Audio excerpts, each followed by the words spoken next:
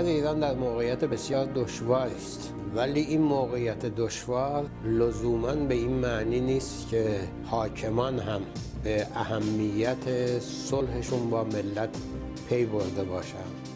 ما میدونیم که یک روزه نمیشه مردم رو به همه حقوقشون رسون. به عنوان یه متخصص ما میفهمیم که ما احتیاج به زمان داریم. خب ناامید نباید شد. این مسئله مهمی است، باید روش سرمایه‌گذاری بشه و تاکید بشه و این با تکرار من فکر میکنم به هدف میرسه. اگر آرامشی برای این جامعه متصوریم، رشدی برای این جامعه متصوریم، ما رو جز آشتی و یک بخشایش بزرگ از دو طرف چاره ای نیست. من منتظر نیستم که حکومت دستش رو به طرف من دراز بکنه. من دستم رو به حکومت دراز کردم.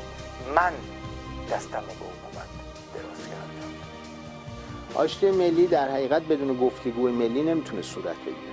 گفتگوی ملی بدون همدلی و همبستگی نمیتونه صورت بگیره. پیش شرط داره.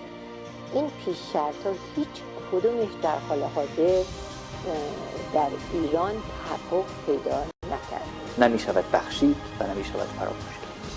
فقط میشود از سر اجبار عبور کرد.